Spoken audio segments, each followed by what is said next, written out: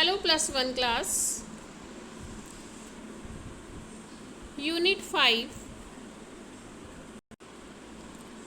System of particles and rotational motion ਦੇ ਵਿੱਚ ਆਪਾਂ centre of mass topic continue ਕਰ ਰਹੇ ਹਾਂ। ਪਿਛਲੀ ਵੀਡੀਓ ਦੇ ਵਿੱਚ 2 ਪਾਰਟੀਕਲਸ ਦਾ ਆਪਾਂ centre of mass find out ਕੀਤਾ ਸੀ, ਰਿਜ਼ਲਟ ਲਿਆ ਸੀਗਾ। ਠੀਕ ਹੈ, ਉਸੇ ਰਿਜ਼ਲਟ ਨੂੰ ਆਪਾਂ ਜਨਰਲਾਈਜ਼ ਕਰਾਂਗੇ ਜੇ ਆਪਣੇ ਕੋਲ n ਪਾਰਟੀਕल्स हैं। ठीक है, अपने कोल कोई बॉडी है, सिस्टम है या पार्टिकल सिस्टम है जिस दे विच n पार्टिकल्स हैं, उसका सेंटर ऑफ मास की होएगा।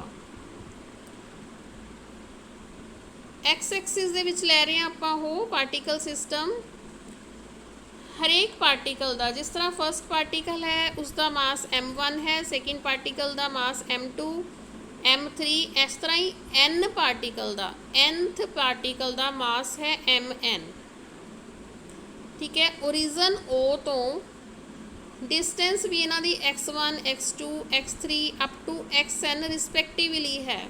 मतलब m1 की ओरिजन तो डिस्टेंस है x1, m2 की ओरिजन तो डिस्टेंस है x2 एंड m3 की x3, mn की xn। ਹੁਣ ਆਪਾਂ ਪ੍ਰੀਵੀਅਸ ਜਿਹੜਾ ਆਪਾਂ ਰਿਜ਼ਲਟ 2 ਪਾਰਟੀਕਲ ਸਿਸਟਮ ਵਾਲਾ ਲੈ ਕੇ ਆਏ ਆ ਉਸਨੂੰ ਜਨਰਲਾਈਜ਼ ਹੀ ਕਰਨਾ ਹੈ। The center of mass of the system is that point C which is at distance x cm from origin O। ਹੁਣ ਇਹ x cm ਕੀ ਹੋਏਗਾ? x cm will be equal to m1 x1 plus m2 x2 plus so on करके plus mn xn तक upon सारे particles का मास का total m1 plus m2 plus up two plus mn। इसनों आपां in short की लिख सकते हैं xcm या r centre of mass position vector of centre of mass that will be equal to sigma I is equal to 1 up to n। ठीक है, यह sigma Greek letter है, समेशन दिखाता है कि all the sum of the quantities. जी अपने को n पार्टिकल्स हैं, इंडेक्स I की शो करता है, इंडेक्स I शो कर रही है कि जी वैल्यू है I तो लैके n तक है।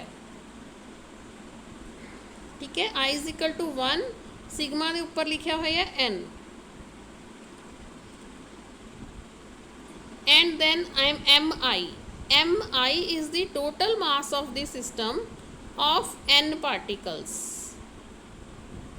Right into xi। इस तरह ही xi की है position vectors of the system of all particles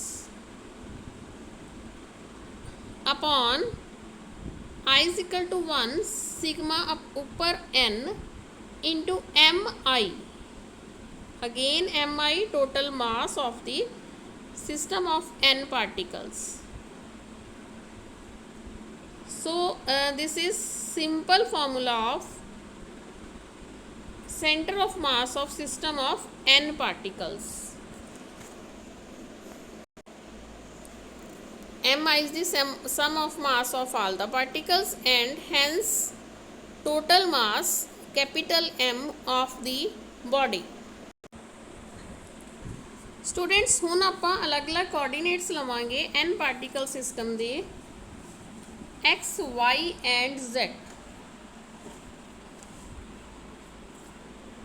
diagram नाल तुहानूं शो करांगे n पार्टिकल सिस्टम है, उस तरह ही अलग अलग पार्टिकल दे मासिस दसे हुए हैं m1 m2 and mn and उन्होंने कोऑर्डिनेट्स हैं। जे xy प्लेन है तो आप x1 y1 x2 y2 लवांगे। जे xyz प्लेन है दैन आप लवांगे x1 y1 z1 x2 y2 z2। 3 coordinates हैं अपने कोल। इस तरह एक बॉडी है, ओरिजन O तो आपां हरेक पार्टिकल की पोजीशन एंड मास देखांगे। ठीक है। जिस तरह फर्स्ट पार्टिकल है उसका मास है m1 तो उसके कोऑर्डिनेट्स हैं x1 y1 and z1। Second particle ले लिया आप जिसका कि मास है m2, कोऑर्डिनेट्स हैं x2 y2 and z2। Third particle, fourth, fifth, sixth, seven, इस तरह ही nth पार्टिकल तक। ठीक है, this is nth particle. n ਇਹਦਾ मास है xn yn एंड zn। इसके कोऑर्डिनेट्स हैं the centre of mass c of the system located at xcm ycm and zcm। ये आप हम सैपरेटली लवांगे।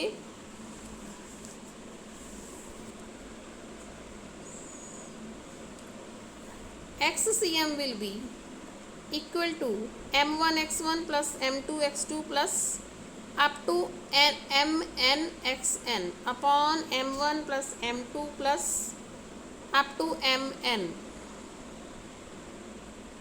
Right.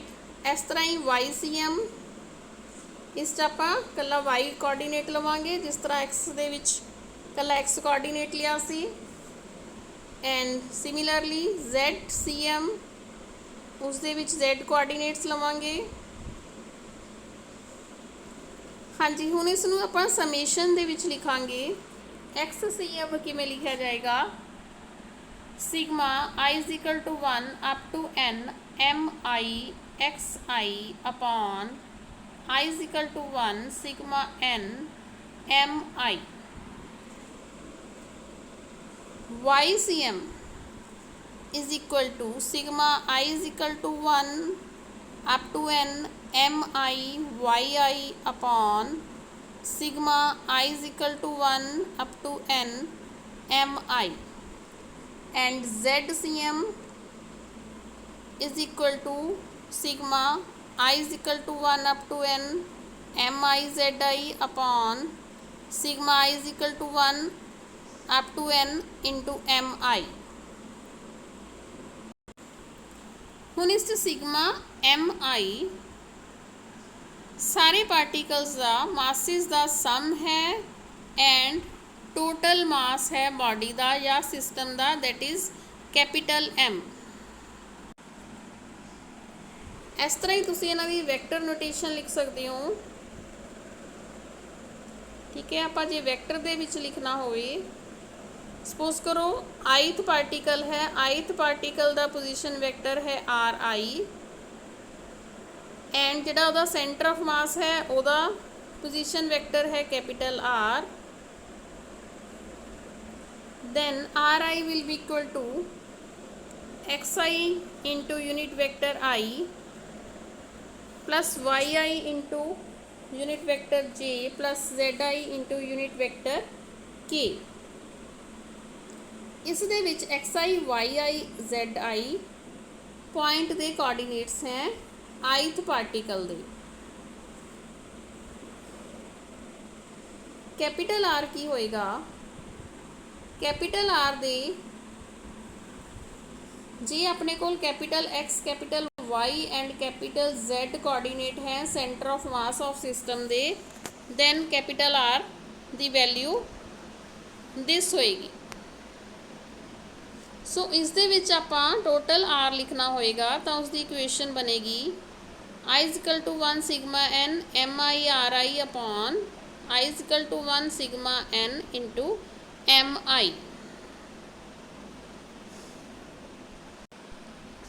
So this was our topic of system of center of mass of a system of n particles. Okay students, thank you, take care.